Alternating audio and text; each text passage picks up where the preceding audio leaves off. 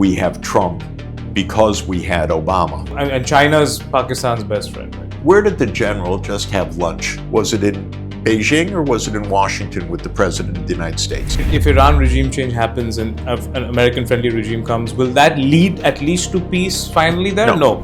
What's next? Would you hand Maduro back to Venezuela? I would not kidnap presidents of other countries. One of the things about America's winning is the dollar is just impenetrable. Right? No, I don't even understand that argument. Venezuela's not a big difference for the U.S. economy. Why did the markets jump 100%?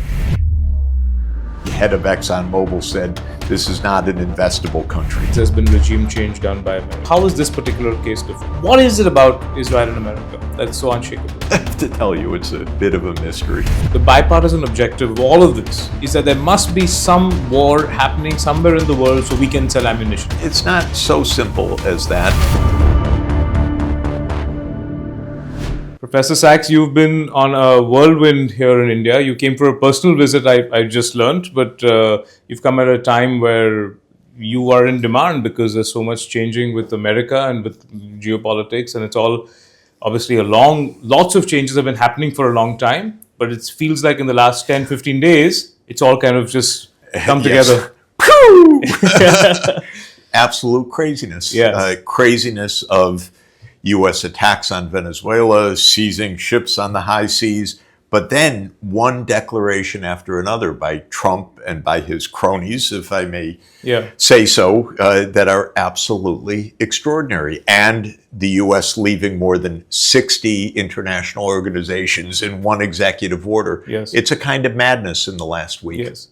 So I've been following your work for a long time, and your interviews of late and even before. I think the one thing that I really enjoyed of yours was your conversation with a gentleman whose name I'm forgetting right now, but at the Horizon magazine, where you painted this beautifully elaborate picture of the whole world in the last 100 years. So I've been a fan of yours since then. But since you've done a lot of interviews, I thought we'll just structure this a little bit differently, and just bear with me and we'll see where it goes. I'm being a little bit risky when I say that, but I thought we can kind of start with what happened yesterday, right? I mean, Lutnik coming on a podcast run by techies, and just kind of very casually saying, India never, Modi never called Trump to close the American deal. It just sounds so callous.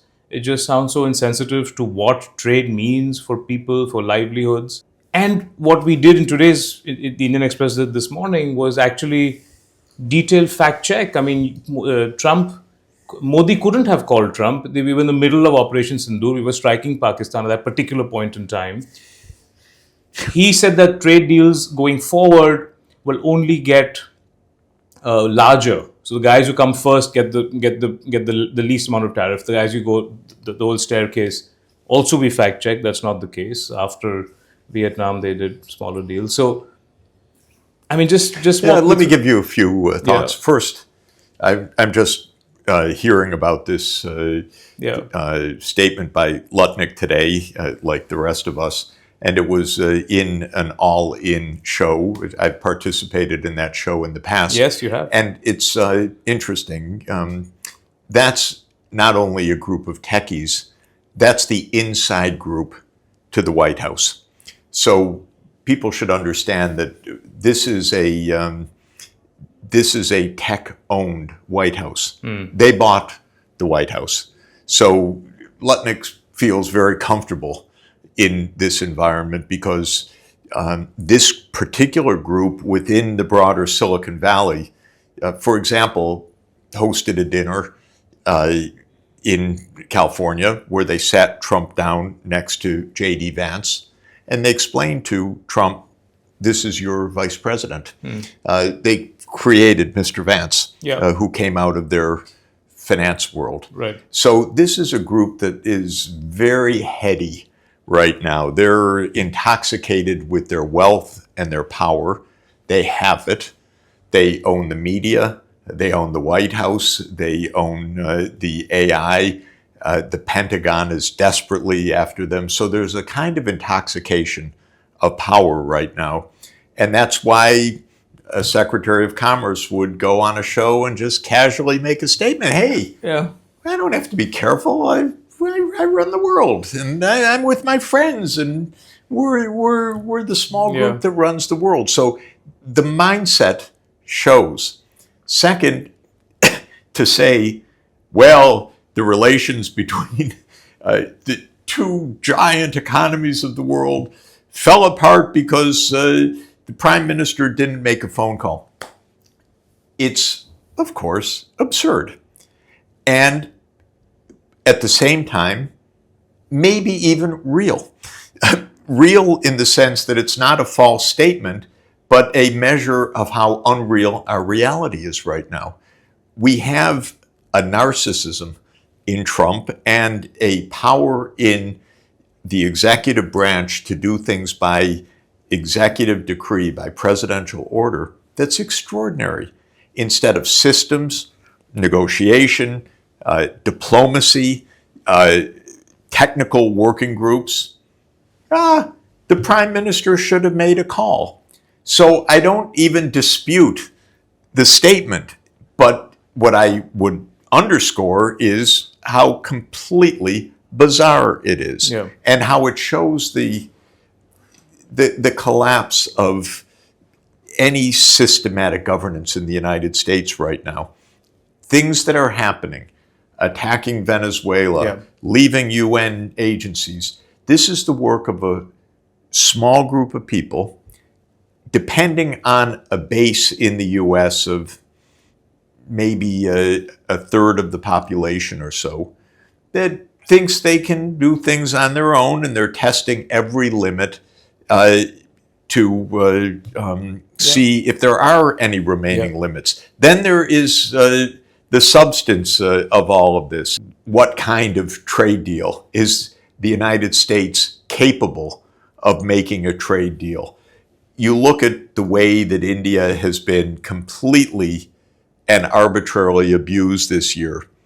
25% reciprocal tariff, 25% penalty for buying oil from Russia when everybody is buying oil from Russia, but we want to punish India for this in particular. And then specific sectors, steel and others, hit by the United States. And then just this past week, Trump saying, I'll go along with my least favorite senator in the United States, Lindsey Graham, who is really a not nice man, not a smart man, completely irresponsible, wants to put maximum pressure on Russia. And so now we're hearing about 500% tariffs that are going to be slapped on India. This is what a phone call is supposed to be about? The United States. And a phone call when we were literally at war with Pakistan. Didn't Trump end that war? Trump ended that war. And that became an issue that we couldn't actually, that became a diplomatic crisis of its own, that he's saying you have to end that war. So then it was more loaded for Modi to make that phone call.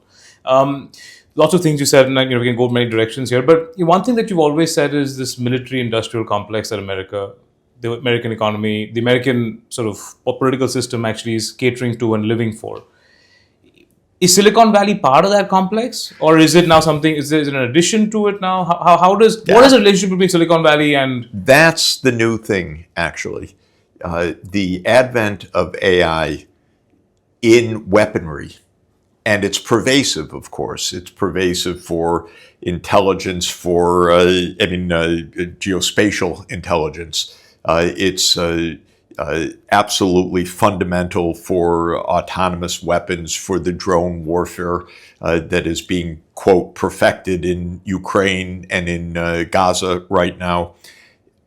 The Pentagon, which used to kind of run the show, and the old guard major military contractors, Raytheon or Boeing, General Dynamics and so forth, they're now taking a back seat to Musk, obviously, SpaceX, which does the heavy lifting of the Pentagon's needs in space, to Palantir for facial identification to kill people, and for many, many other things. And so my feeling is that we have now a military-industrial digital complex. Silicon Valley is extremely powerful in this, because the Pentagon does not have in-house capacity. Of course. So everything is being contracted out, and all the big tech companies now have this extraordinary position. They dominate their sector. They are all centibillionaires in US dollars. They own the mass media, control the daily discourse, whether it's on X or whether it's on Facebook or whether it's on actually the old guard media like Bezos's ownership of the Washington Post, or Ellison's increasing media empire. So they own the mass media. They bought the White House. They have the inside track on the White House. They have the security state basically begging them for the technology, the contracts, the help. It's an extraordinary amount of power and an extraordinary giddiness. And they're also personally enriching the president and his family at the same time that he is enriching them. So there's a personal angle in all of this as well. But I can't remember an analogy. I don't think that J.P. Morgan or Vanderbilt or Rockefeller, though they were as rich can be, had anything like the commanding power of this group. I should add one more obvious point, which is that they watch every keystroke we make and they listen to every word that we utter, whether it's through our watch or through our phone. And so the surveillance and the loss of privacy is also pervasive. So what an incredible combination of forces that has suddenly come on the scene in the last 10 years. It is completely unaccountable. I don't know how it operates in any detail, though I try, but you can see it pervasively everywhere. But I don't think that publicly it seems as if they're all on the same page. Right? I mean, maybe like just that one dinner, that famous dinner where, Mark Zuckerberg was caught with a hot mic and, saying, I hope that was okay that that was an incredible moment for everybody. But, Google, Meta, not the Palantirs necessarily, and obviously not Musk. That's a different case altogether. But the other traditional big tech, when I say traditional big tech, I mean like these names that, we're talking about, the Googles and the Facebooks and the Amazons, and, they have actually had a up and down relationship with American government, unlike Boeing. I mean, across the board, it's a bipartisan support for Boeing. It's always been there in American. I think with Trump, there's no up and down. It's just up right now. Right. Congress is supine, barely exists. Trump is buddies with Musk, with Peter Thiel, with the insiders of all of this group. Again, I don't know all of the different personalities exactly. And of course, they're competing with each other. Who can get to the moon first? Who can get to Mars first? Who can do whatever first? Who can get to $1 trillion first? But this is a lot of raw power. Yeah. The personalization, right? This massive personalization of the office of the president. Is that something which started with Trump, or could we go back even beyond, even before Trump? I mean, there was always this thing that the office of the president is institutionalized, and the president is the face of this institution, which is the office of the president. It just seems to me now, as an outsider looking in, and I was studying in Los Angeles for a long time. I was covering the Obama's campaign for my school newspaper, and it struck me also there that there was a lot of personality making decisions, even in Obama's White House. Which wasn't the case before that. So has that been something which you see as a trend? I think there are two very important things to distinguish, but they've gone along with each other. The first is the end of constitutional control by the representative branch over foreign policy. That began immediately after World War II, or it began, of course, during World War II. But with the 1947 National Security Act, which created the Defense Department, now the War Department, and which created the CIA. Basically, foreign policy then became the purview of the executive branch. Okay.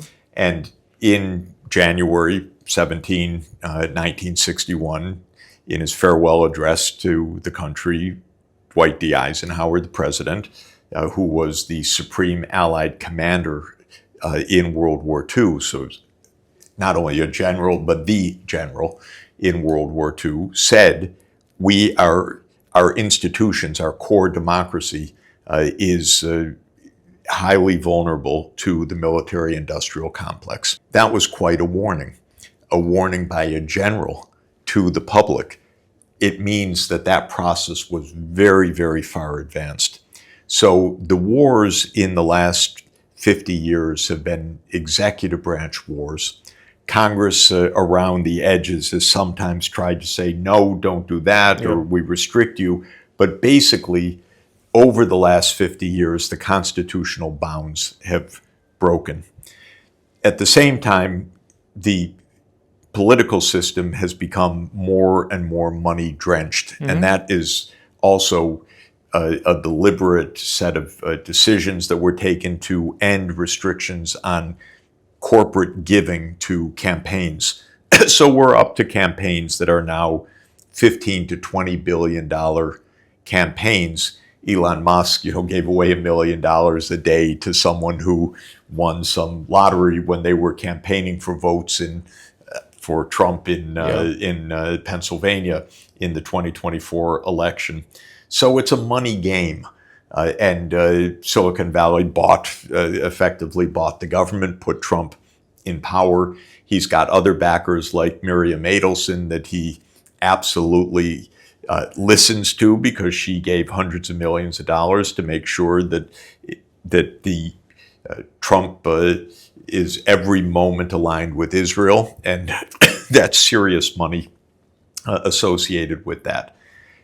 If you do that long enough, things also become personalized, because if you're operating on executive decision making, you don't have the normal deliberative checks that you have an investigation in Congress. You have a report. We used to have reports. Governments told us that they were going to do things, or they had long hearings, and they were quite interesting hearings, and people testified. We don't have any of that right now. I mean, some of the formalisms remain, but basically, this is executive branch. Quantitatively, when you come to the Trump administration, there are no laws anymore, almost at all. Trump and Congress passed the fewest legislative acts in 2025 of any modern Congress.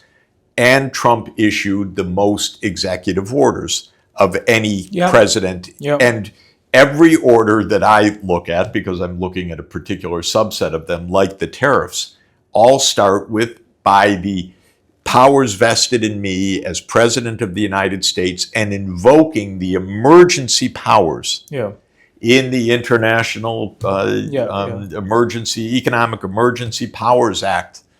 This is all declaration of one emergency after another, personalized to Trump. And we hear, and I believe it, that who's ever in the Oval Office last gives Trump the idea, Mr. President, Greenland, you should own Greenland. And Trump is not a highly sophisticated person from all that I hear from a lot of people who meet with him. And I think that this personalization with this extreme personality of Trump, with the withering away of constitutional control, with the control of Silicon Valley, it's quite a story. And what happens now? So how would you advise, with India's trade deal, Modi should call Trump. Now, we hear from our sources in India that they kept moving the goalpost. All the teams work, they figure out, they come to an agreement, and then no, we don't, and then the other side says we don't want that anymore, now the goalpost has changed. That keeps happening, and that's based on the whims and fancies of the president, right? So how would you advise India to manage that in this scenario? I wouldn't, because I wouldn't chase that phantom. I would rather that a great power like India, together with other great powers, behave like great powers, which is we would like peaceful, respectful relations. We would like to negotiate, and we would like to do this properly. And I would like the United States to be run by grown-ups, frankly. Yeah. So I believe that India is, I believe with Trump's specific personality also, that any concession he views as weakness to demand more. But in general, we can't have a world run where it's a phone call here and a phone call there. Nothing's going to stick out of that anyway. And we need systems. We need transparency. Prime Minister Modi needs to be able to return to the politicians in this country and to the public and explain this is the process, this is how an agreement was reached. And I, of course, believe at the basis of all of this that the United States is not the be-all and end-all. It is for India, for the Indian economy. I think for India and for all major fast-growing economies, it is the emerging and developing countries that is by far the most interesting part of the world. What's happened is, first, the US and Europe are the slow-growing parts of the world. Europe doesn't grow anymore. It may not again because it's so divided and unable to act in a coherent manner for the moment. Italy, Germany aren't having a resurgence economically? German industry is not competitive, faces extremely high energy prices, is being outcompeted by China, and Germany's hope is to team up with China. That's what's starting to happen. Volkswagen, for example, is saying the only way we're going to be able to make cars that are competitive is if we're using Chinese technology and advancing right now.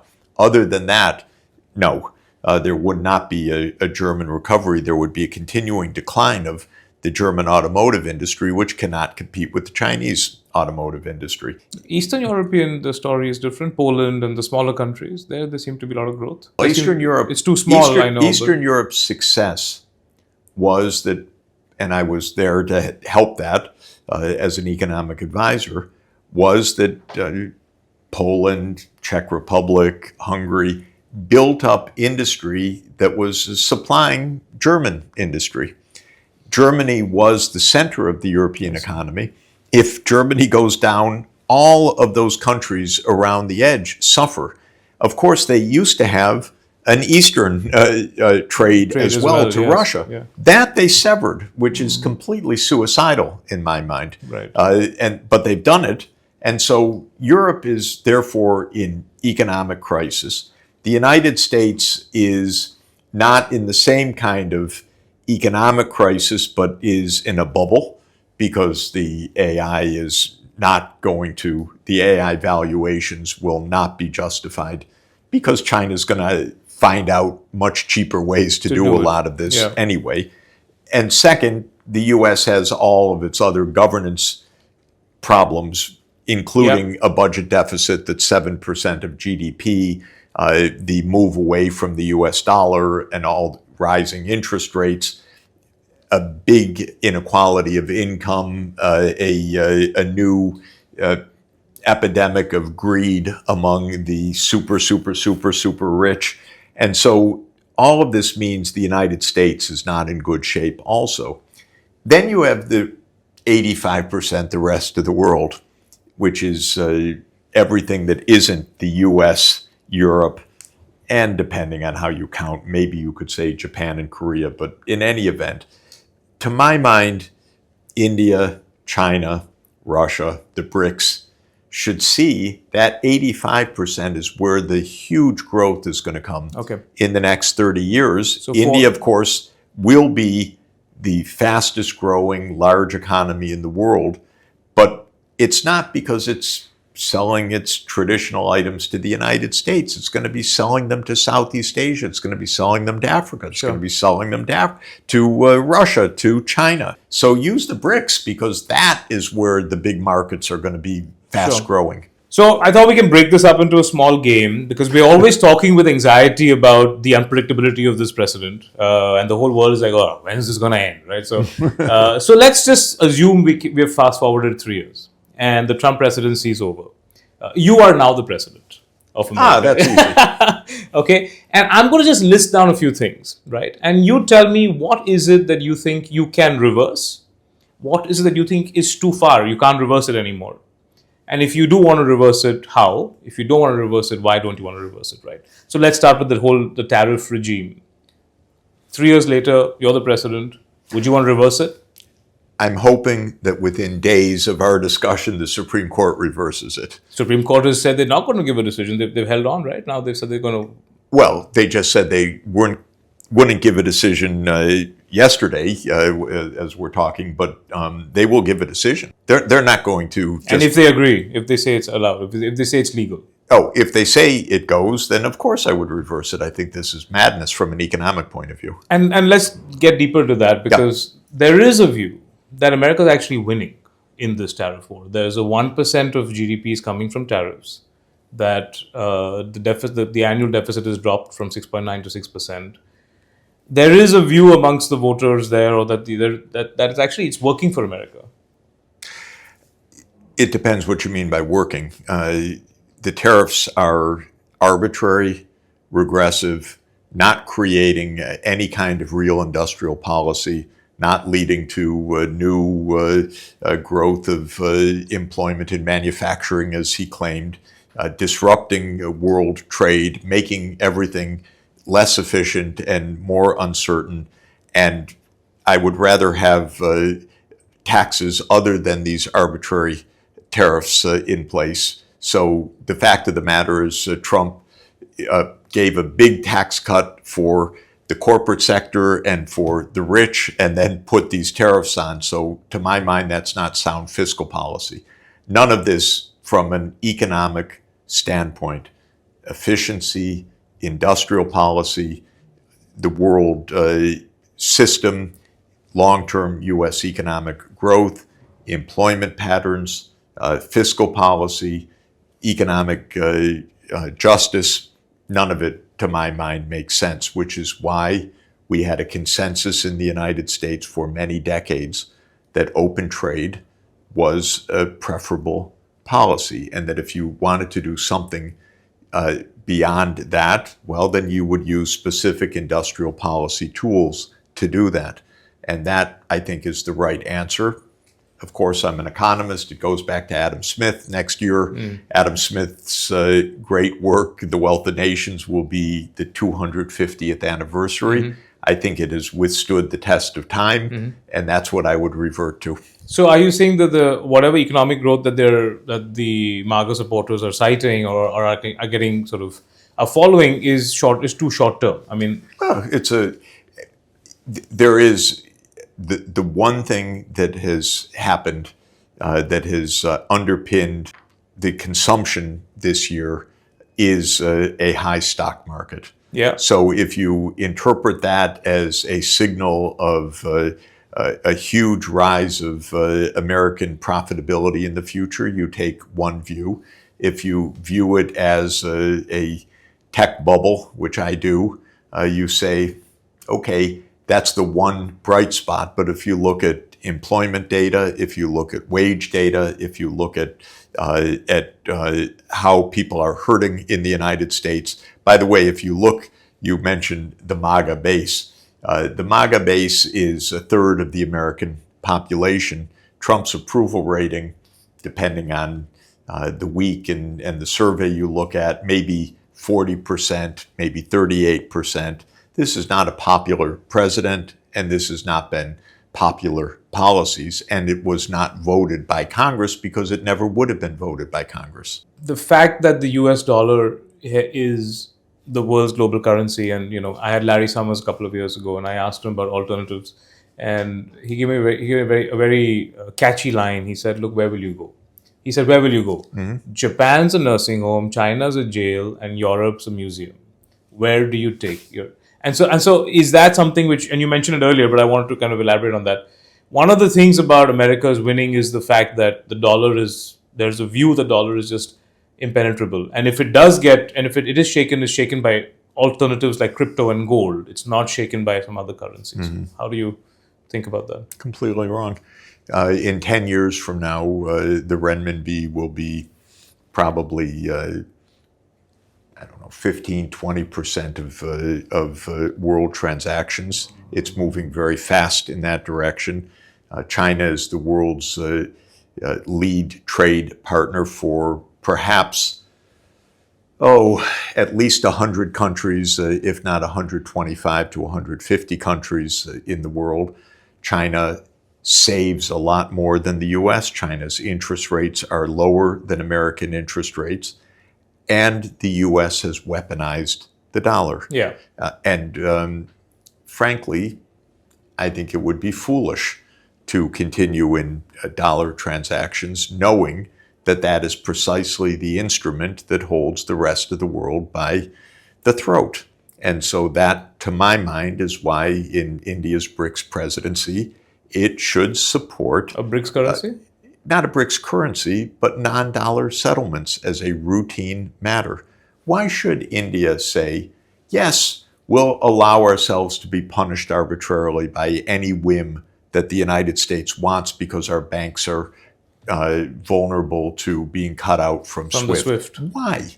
I don't see it. I don't think China's going to stand for it. I don't think Russia's going to stand for it. I know Brazil doesn't want to stand for it. Why should India agree? Yes, we'll allow ourselves to be abused this way. I would not do it. But it's logistically very tough because balance of payments with any country you're buying oil from, they don't need your currency. So how do you actually bypass the dollar? I don't understand the argument about this at all because I'm a monetary economist. I've helped to design national currencies in different parts of the world.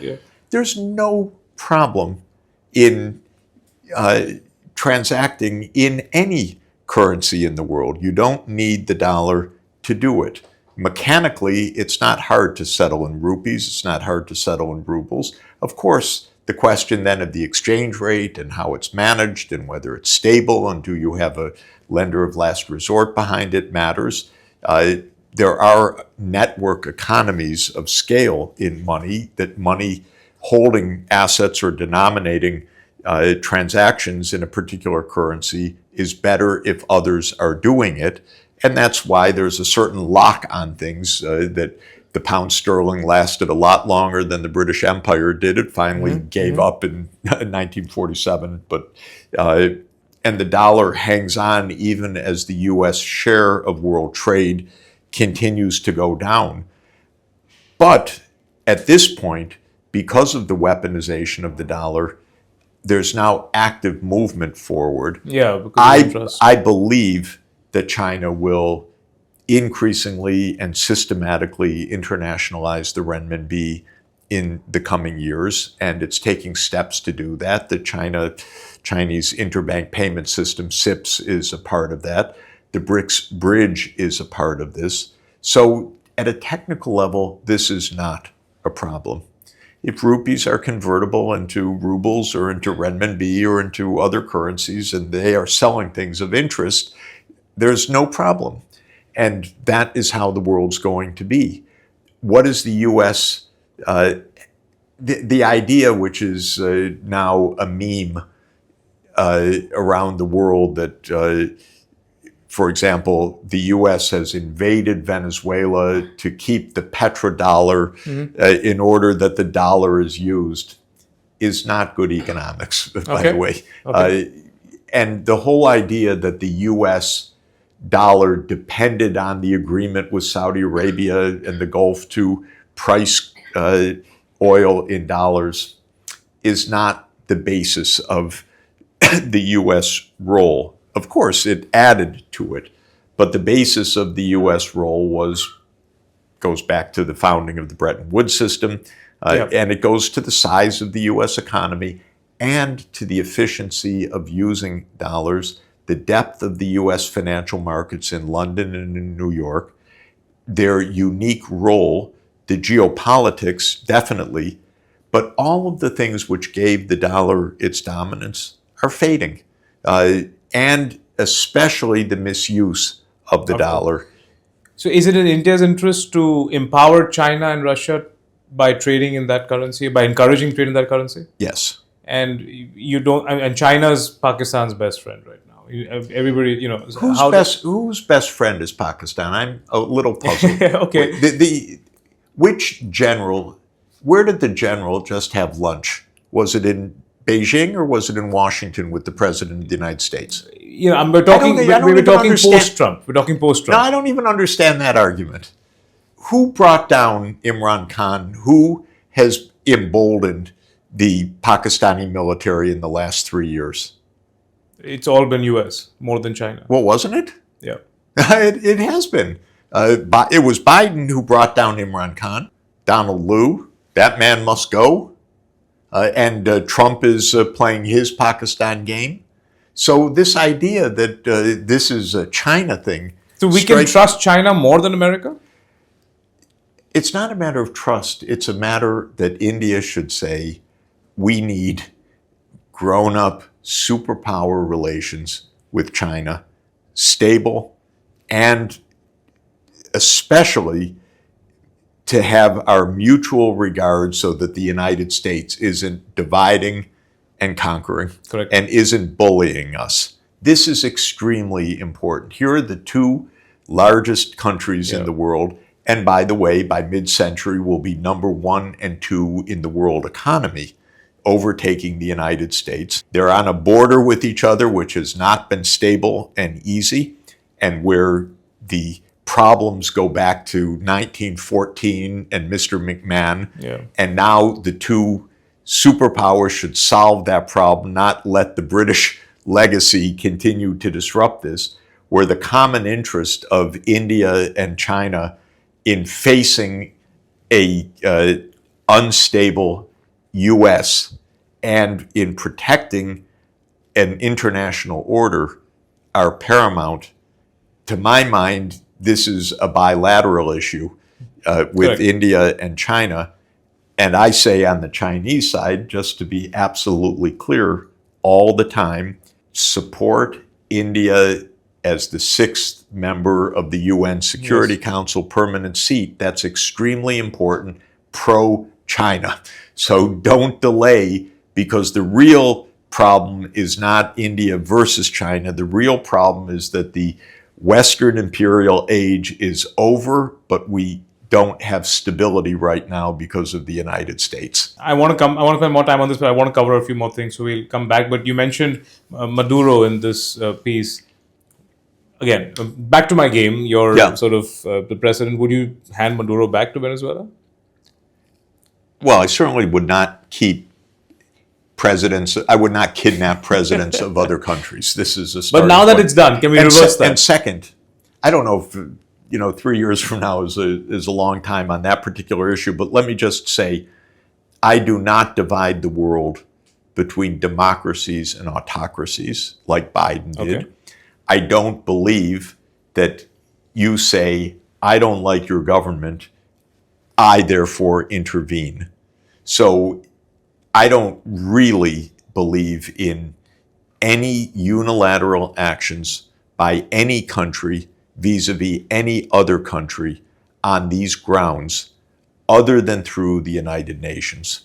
Yeah. And so if there's really a problem, and if there's something desperate going on that is a threat to the global peace because it's massacre or something else, then go to the UN Security Council and get the major powers in agreement that the abuse should stop. But the claim, I don't like him, he's a drug dealer, he's this, he's that, that is not the business for the United States to invade. That's just a narrative game anyway.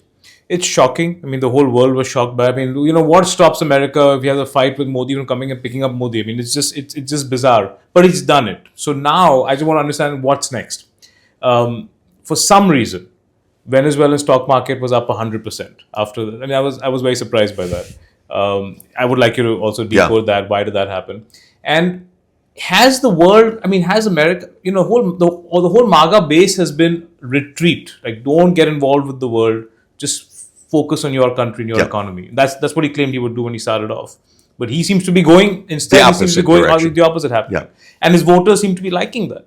I don't know what his voters like or not. No one cares about the voters in the United States. Nobody. Okay. Not in foreign policy. No one's been asked. Yeah. I don't even know if opinion surveys have been done on any of this.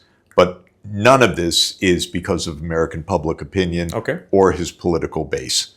So this is now. Is it good for the American economy, at least, that he's got so much of oil now that needs to be explored, and it's thick oil and it's. No. Anyway, the numbers, even if you took the most rosy and optimistic scenario, this is small bore stuff for the United States. Venezuela's not a big difference for the U.S. economy, but it's interesting. Largest oil reserves in the world. That's what we hear. Yeah, very expensive and expensive to explore. Because this is heavy sludge. It's a molasses consistency. It's heavy sludge and. At the White House meeting with the oil executives yesterday, the head of ExxonMobil said, this is not an investable country. Oh, I see. Okay. Yeah. Okay. This, I could say, this is crude stuff in the other sense, but this is not how economies... But how is it different from all the other times there's been regime change done by America? How is this particular case different? Because it's happened many times in the past. Usually when the U.S. kills another leader or kidnaps another leader, typically... it's masked with some humanitarian... Typically it gives an excuse. It gives an excuse, yes. Here it's just bravado. Of course, last week the excuse was drug trafficking. They don't even mention that anymore. Now it's just oil, and power is right, and we can do whatever we want. And interestingly, though, I don't know every detail on this. The original arraignment of Maduro under Trump one term said that he was the head of the drug cartel.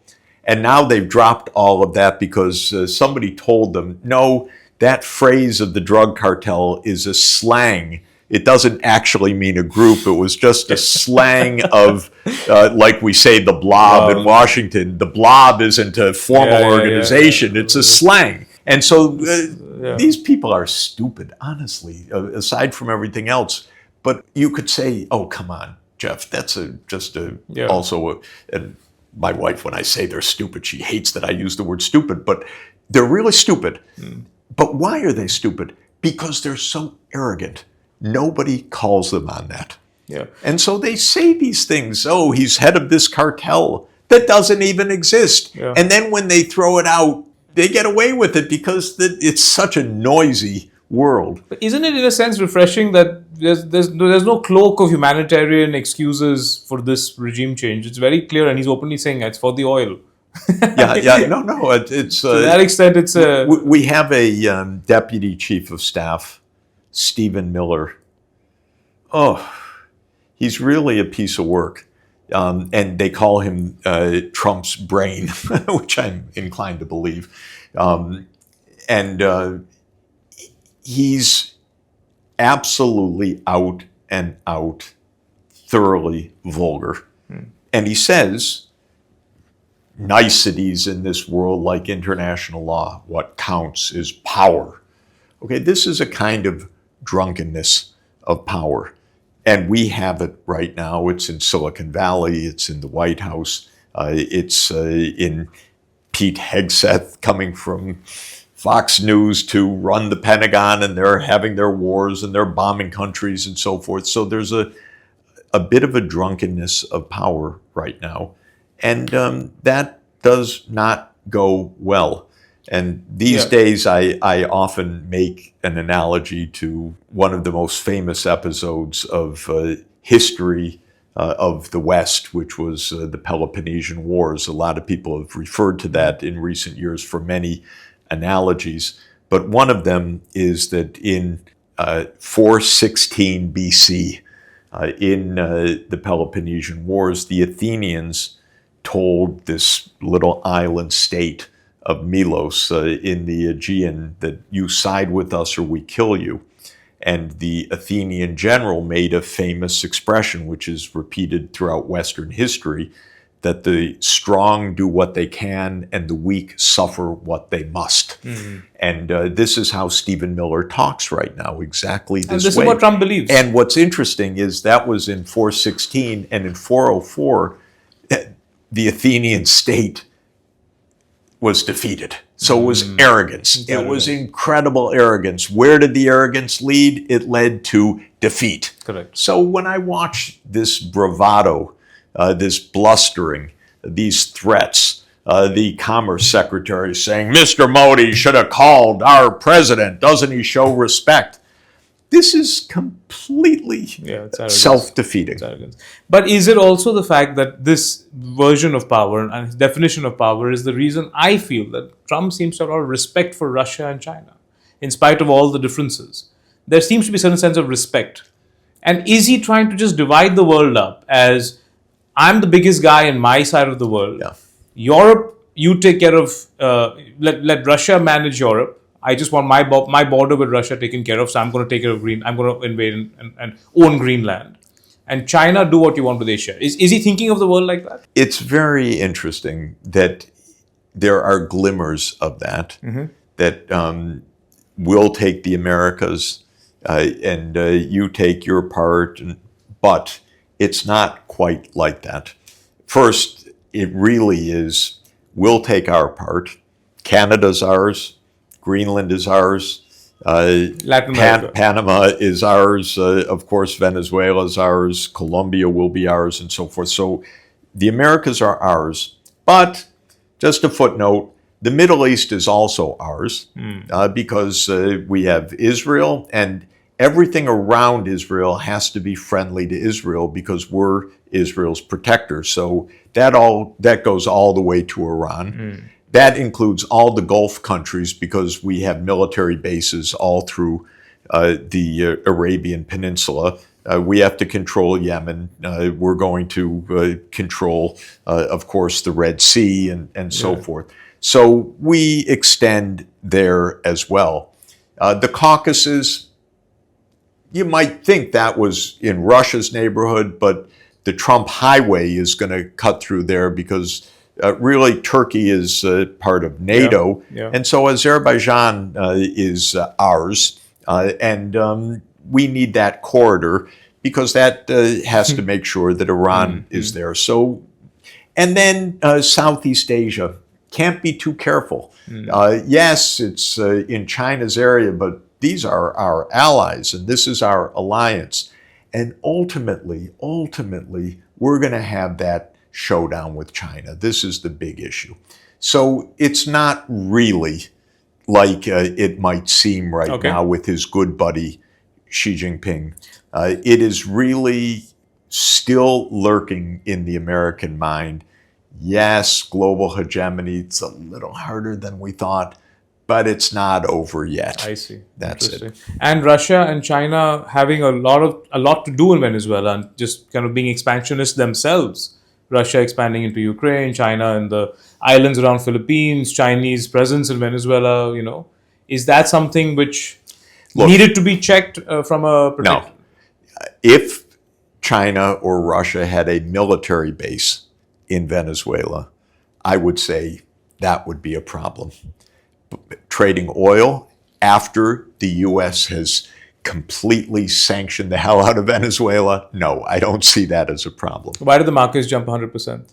Because the U.S. has crushed the Venezuelan economy, and then they think that the U.S. is going to stop crushing the Venezuelan economy. It's very important to understand from 2015 onward, but especially from 2017 onward, the U.S. has deliberately destroyed the Venezuelan economy. Their only export of value was oil. So it was surgically possible to destroy the whole economy by destroying the oil sector. In 2017, they said PDVSA is now under sanction. Nobody can do business with PDVSA. We confiscate the reserves.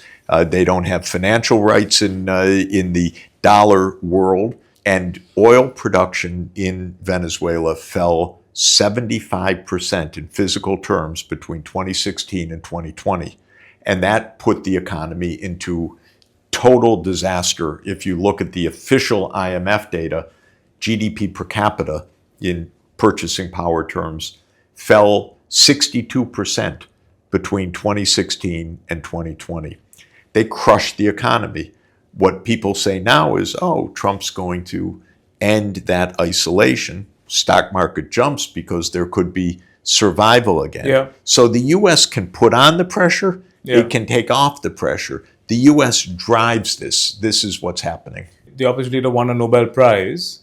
Well, that was part of the game. Was it a pleasant coincidence, or was it, you think, engineered to give that person legitimacy when? It was a deeply unpleasant connivance, and I call it the Nobel War Prize now, not the Nobel Peace Prize. So that's how far the deep state can go. The deep state absolutely penetrates wherever there are military bases. Wow. And that includes Norway, certainly. Wow.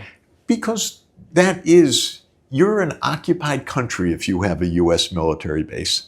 If you have a U.S. military base, you have a CIA post there as well. If you have a CIA post there, it means your media, it means your civil society organizations are all penetrated also.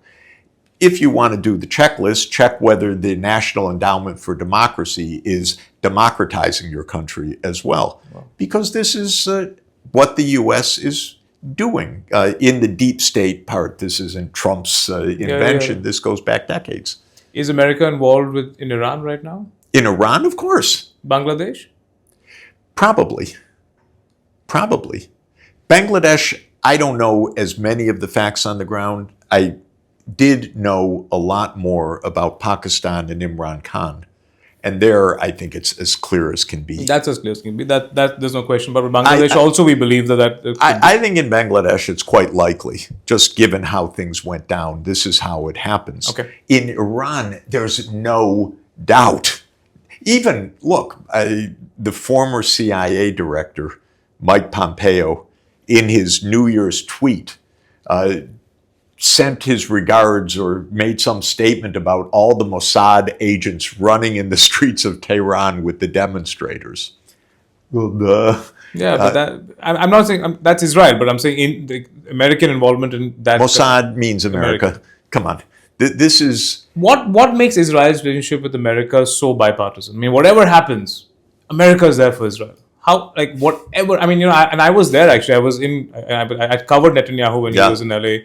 What is it about Israel and America that's so unshakable? I have to tell you, it's a bit of a mystery.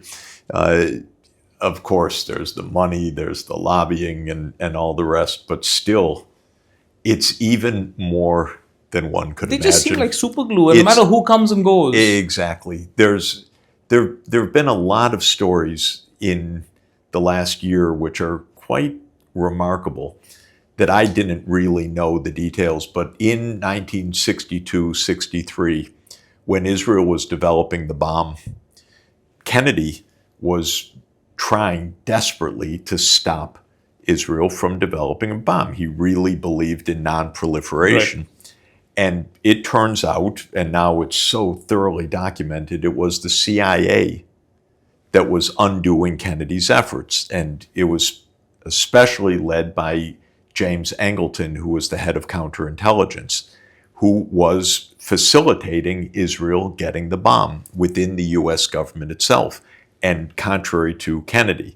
Of course, James Angleton is the same one that when his safe was opened after his death, there were the papers showing that he had been running Lee Harvey Oswald.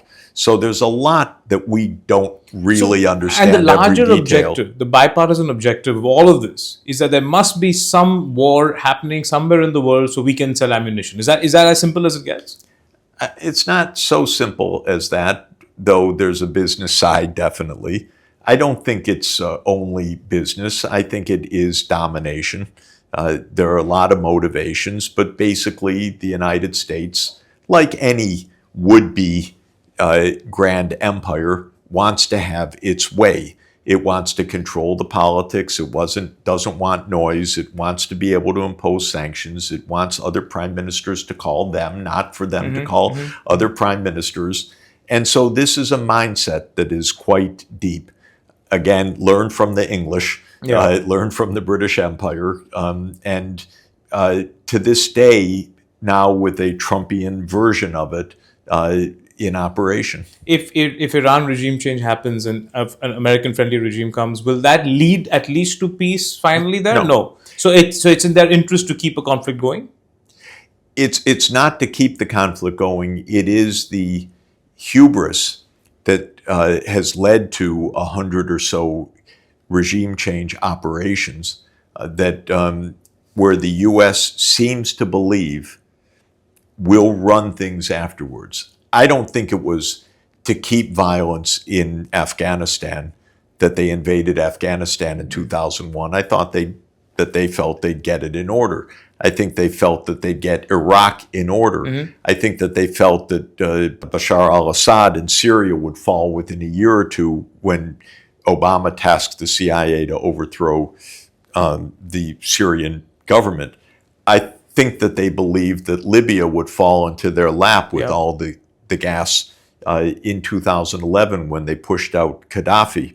I think that when they broke Sudan in two, they felt that South Sudan, which would now inherit all the oil, would fall into the Western lap. So my feeling is not that they are out for ongoing violence. My feeling is that they're out for control. Of course, if you have control, then they buy your military equipment also, so you have a ready-made market. Okay. But I don't think that the idea is constant war. I think the idea is full control. Okay. Europe-American relationship. Would you reverse that? Can you fix that now? I would end NATO. You would end NATO? Yes. Okay. NATO is a dagger aimed at Russia. That became its purpose after 1991. NATO was established in order to prevent a Soviet invasion of Western Europe. Okay.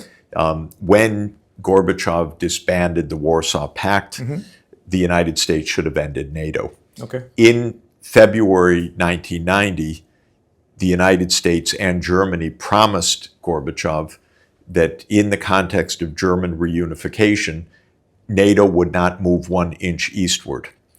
That promise was immediately revoked with the end of the Soviet Union and then denied afterwards in our constant narrative, but it's absolutely real. And why did NATO expand eastward? Because that was American control. And Zbigniew Brzezinski, our geostrategist, in 1997 explained that if you control Ukraine, then Russia becomes a third-rate power. It's blocked in the Mediterranean, it's blocked in the Black Sea, and so Ukraine is a pivot and very important to control. And that's why NATO was to move to Ukraine. Russia wasn't dumb. It said, no, you won't move to Ukraine, and that's why we have the Ukraine war. So I think America lied, broke its promise. That with all and of this Germany, by the way, also let Germany me add, because Germany played a very bad role in this, and because the promise was made in the context of German reunification in 1990. So I would end NATO. I would not invade Denmark. I would not invade Greenland. I would not make these outrageous claims. I would encourage the European Union and Russia to have a collective security arrangement. I would extend France's nuclear arms to a nuclear security umbrella for the European Union. I wouldn't be naive in that, but it doesn't take much to have a nuclear deterrent, and there should be a nuclear deterrent. But beyond a nuclear deterrent, Russia is not going to invade Europe, except if there's an incredible ongoing war. And so this is what really needs to be done. So you're saying America, you will want America to be a global cop, but also have other global cops. I would like America to be a responsible country reflecting its power, but under the UN Charter. So I've said the following. Nobody has faith in the UN anymore, Professor Sachs. So that's one institution which everybody's kind of given up on. I don't know. Yeah. You keep going back to the UN, and but I just, whoever I talk to, just it's Right. It's considered a waste of time. I mean, that is the feeling, and that may be correct, by the way. But the alternative is, I believe, devastating. So it may be, like one would have said about the League of Nations in the 1930s, well, it's a defunct organization. That may be true, the spirit but that needs is to be not rekindled. satisfying. Yeah. That's not an answer. I often say one of my closest intellectual counterparts is John Mearsheimer, who's our leading realist thinker. I like him enormously. We had him in our office last year. We have a wonderful interchange, and we're friends, and I respect him enormously. But I always point out his great book is called The Tragedy of Great Power Politics. And I'm saying all the time, we can't accept tragedy. So that can't be the last book on this subject. Correct. And that's why I say we should save the UN. And in a multipolar world, which is what you're kind of thinking about. Yes. Does there have to be one leader? I mean, this thing that there is one country, which is the largest economy and has to, this is a very good point, by the way. Europe has been a continent at war basically since roughly 900 AD, okay? But they had some moments of peace, and one of the moments of peace was after 1815, after the Napoleonic Wars. And the way that they made the peace, which lasted, depending on exactly how you count, 30 years or by some count 80 years, in avoiding major war, was what was called the Concert of Europe. And the Concert of Europe was that several major governments in Europe, including Russia, including Britain, including France, including Prussia at the time, would have co-responsibility. It was a concert. It wasn't one hegemon. And it worked. And they had norms, systematic norms. We will deal with each other with negotiation. We will, they were rather conservative. We won't allow unilateral regime change operations and the like. It kept the peace for quite a long time.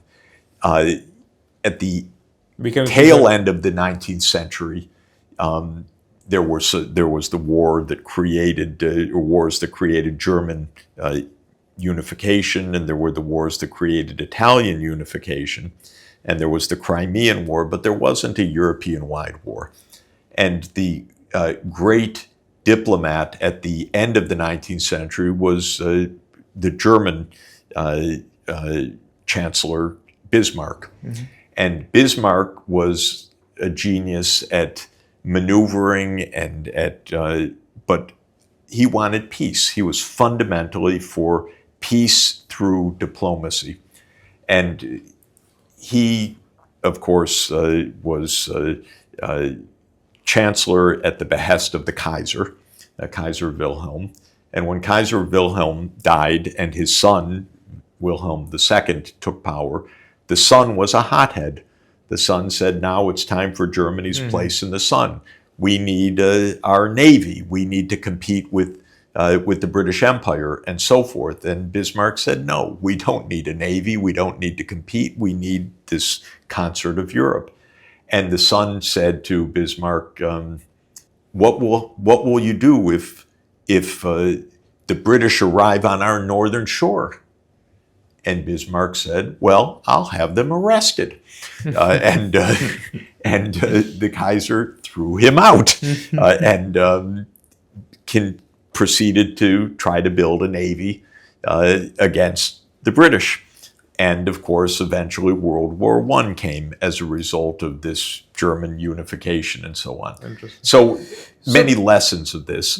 But one of the lessons was there was a group of countries that had mutual responsibility and behaved themselves for quite a long time. Second, it requires a lot of diplomacy. Right. And third, it's an unstable system.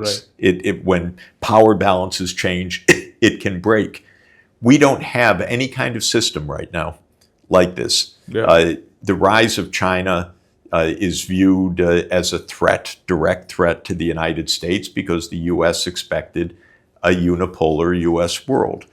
I always regarded that as both arrogant and economically naive, because as an economist, I could look forward and say, China's going to be a major power. Are you kidding? And I look the same way with India. India's a superpower. Yeah. So to my mind, of course, we're in a multipolar world, and we need the major powers to be actually working together. So I've recommended three things.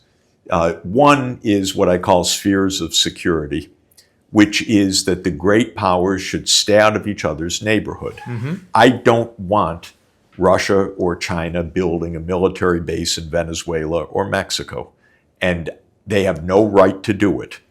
Similarly, the United States has no right to build a military base in Ukraine or in Georgia, or to arm Taiwan. None of this. This is the neighborhood of a great power. Stay clear of that. That's number one.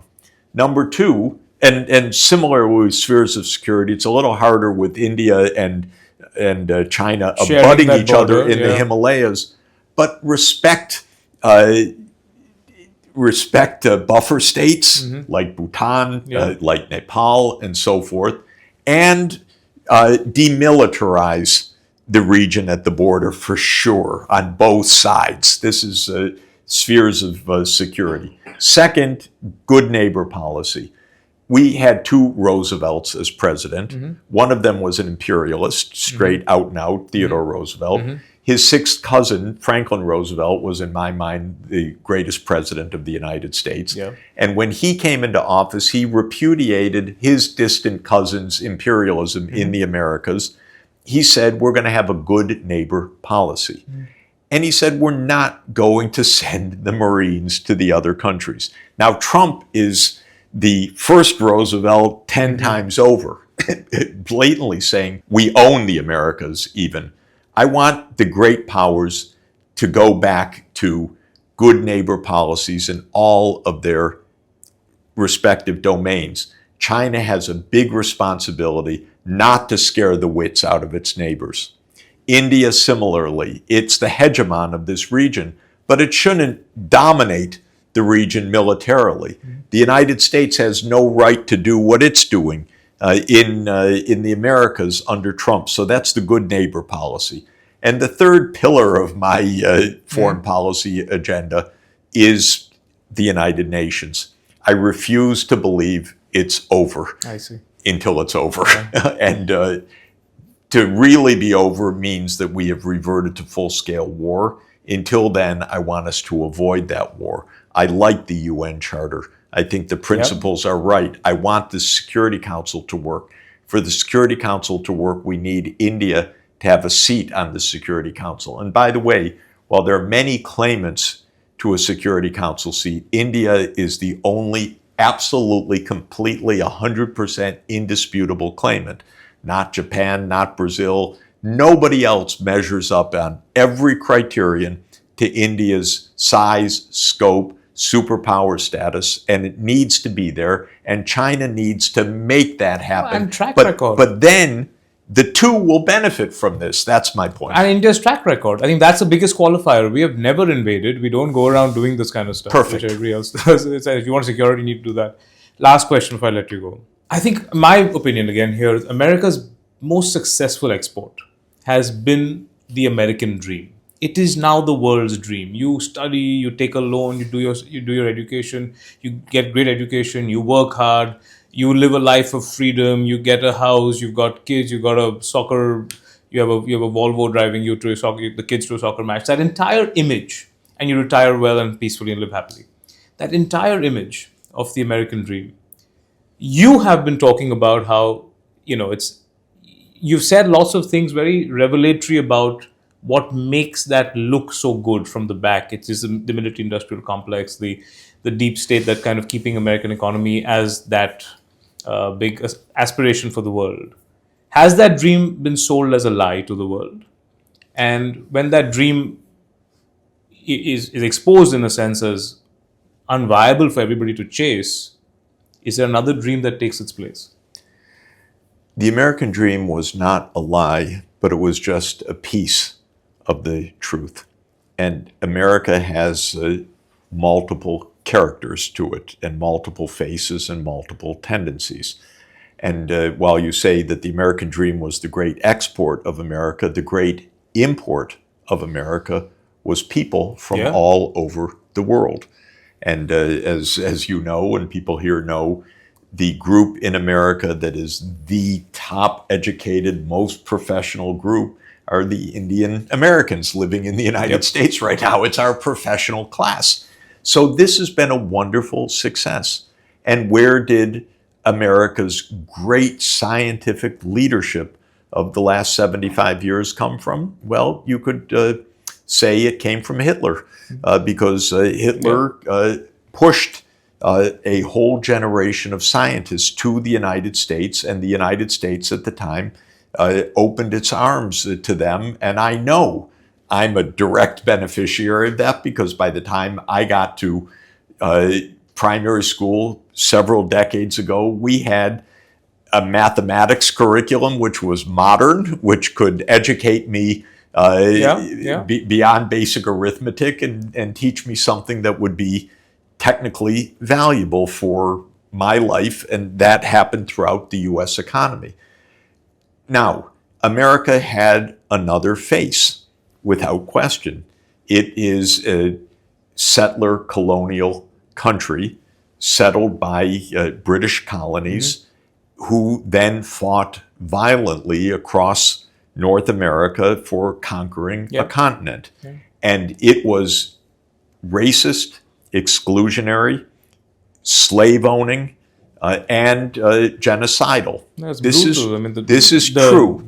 The disease, they would fight with disease rather than just kind of taking over. They would actually kill people to get... throwing rugs with smallpox and so forth into the Native American areas. So that's a real side of America too. America had a deep racism. It had a pluralism and a racism competing against each other. And this remains true until today. I believe we have Trump because we had Obama. And by that I mean we had an African American president. And that triggered also a racist counterpoint.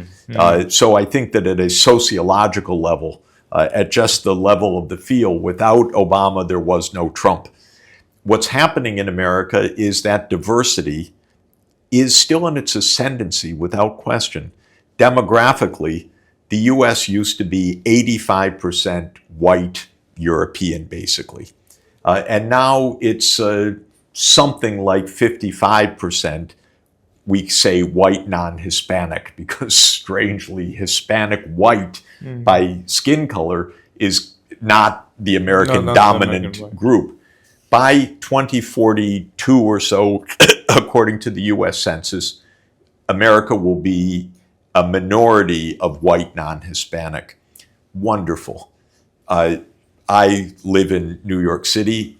I love the fact that once in a while I hear English, but that's on a rare occasion. We have people from everywhere in New York, and it works. It's, of course, it's got its inequalities, its divisions. We have a fantastic new mayor, so we're very excited about that. But that is America at its finest, in my view. Trump is America at bringing out some of the white backlash. It's not the only thing. There's also economic disgruntlement. There's a lot of unhappiness because we're divided in so many ways right now. No one talks to each other. Everyone yells at each other. The wealth inequality is extraordinary. The deep state role is despicable and extraordinary. The racism is not pervasive in society, but it is a big part of Trump's base. And so all of this, to my mind, explains our turmoil right now.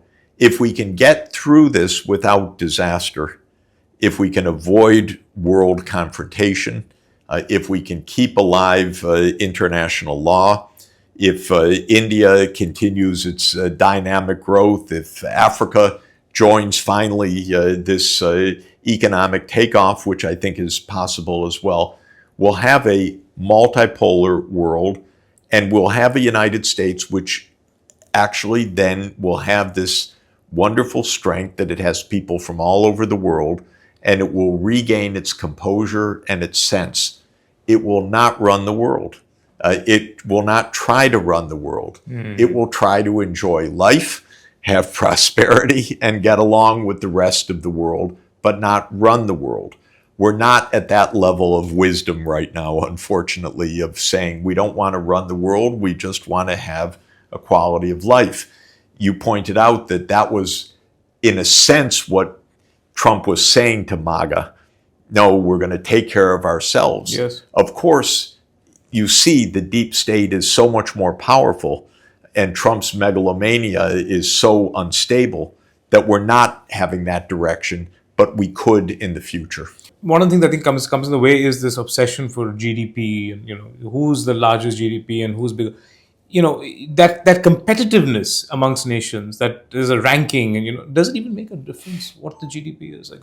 How does it matter? I mean, we all know that China is going to one day be the largest country with large GDP.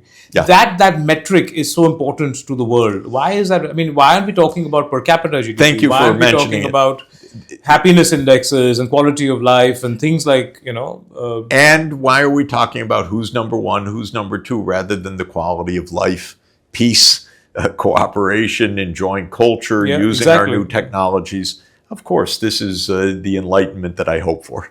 The American dream, the reason I was saying it's broken or why it was a lie is because we look at the underlying economy, it's the high debt to GDP ratio, the growing deficit.